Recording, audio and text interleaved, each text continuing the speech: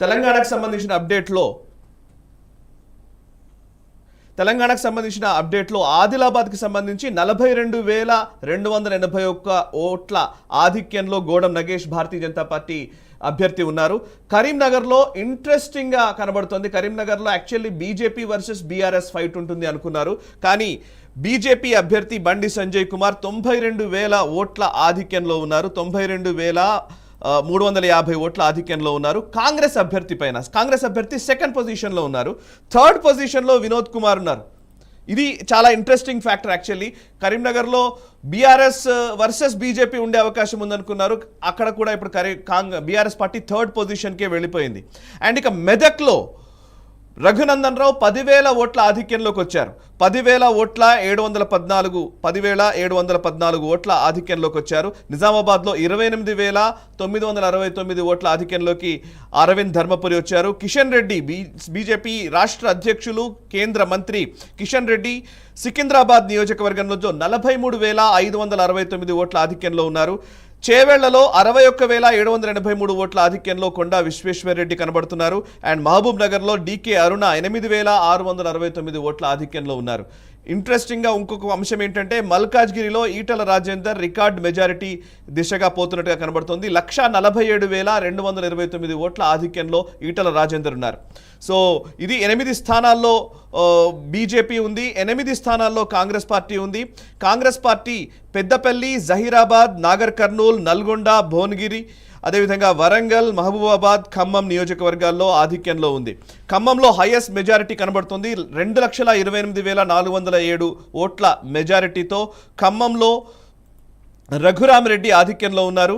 And ఆ తర్వాత 2,44,952 ఓట్ల మెజారిటీతో నల్గొండలో రఘువీర్ ఆధిక్యంలో ఉన్నారు. అండ్ చామల కిరణ్ కుమార్ రెడ్డి 83,585 ఓట్లతో భువనగిరిలో ఆధిక్యంలో ఉన్నారు. భువనగిరిలో బూర నర్సయ్య గౌడ్కి కొంత అవకాశం ఉంది అనుకున్న నేపథ్యం ఉంది. బట్ 83,000 ఓట్ల ఆధిక్యంలో భువనగిరిలో చామల కిరణ్ కుమార్ రెడ్డి కనబడుతున్నారు. కోమటిరెడ్డి బ్రదర్స్ హవా వాళ్ళు భువనగిరిలో నిలుపుకున్నట్టుగానే కనబడుతోంది. నల్గొండలో కూడా అదే హవా కొనసాగుతోంది. ఖమ్మం ఎలాగూ కాంగ్రెస్ పార్టీకి కంచుకోటగానే ఉంది. మహబూబాబాద్లో బలరాం నాయక్ 1,42,000 ఓట్ల మెజారిటీతో ఉన్నారు. కడియం కావ్య వరంగల్ బీఆర్ఎస్ పార్టీ నుంచి కాంగ్రెస్ పార్టీలో చేరి కాంగ్రెస్ టికెట్పై పోటీ చేసిన కడియం కావ్య 77,000 ఓట్ల ఆధిక్యంలో కనబడుతోంది.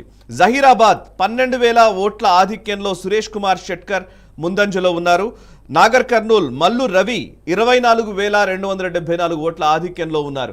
డాక్టర్ మల్లు రవి గురించి మనకు తెలుసు. ఆయన ఢిల్లీకి సంబంధించిన రాష్ట్రానికి సంబంధించిన ప్రత్యేక ప్రతినిధిగా ఢిల్లీలో ఉంటే నాకు అక్కర్లేదు, నేను వచ్చి పార్లమెంట్కి పోటీ చేస్తానని వచ్చి నిలబడ్డారు నాగర్ కర్నూల్లో. ఇప్పుడు గెలిచే దిశగానే ప్రస్తుతం ట్రెండ్స్ అయితే మనకు కనబడుతున్నాయి.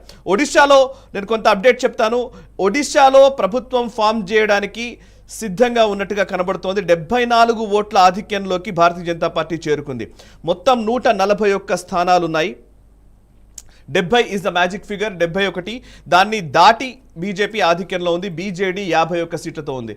సుదీర్ఘకాలం పాటు నవీన్ పట్నాయక్ ముఖ్యమంత్రిగా ఉన్నటువంటి ఒడిశాలో కాషాయ జెండా మొట్టమొదటిసారి రెపరెపలాడబోతోంది. ఒడిశా అసెంబ్లీని కైవసం చేసుకోబోతోంది భారతీయ జనతా పార్టీ. ఇక కాంగ్రెస్ పార్టీ అక్కడ 13 సీట్లకు పరిమితమవుతోంది. ఆంధ్రప్రదేశ్లో ఊహించిన విధంగానే ఎగ్జిట్ పోల్స్ అంచనాలకు అనుగుణంగానే ఆంధ్రప్రదేశ్లో క్లియర్ మెజారిటీ కూటమికి కనబడుతోంది.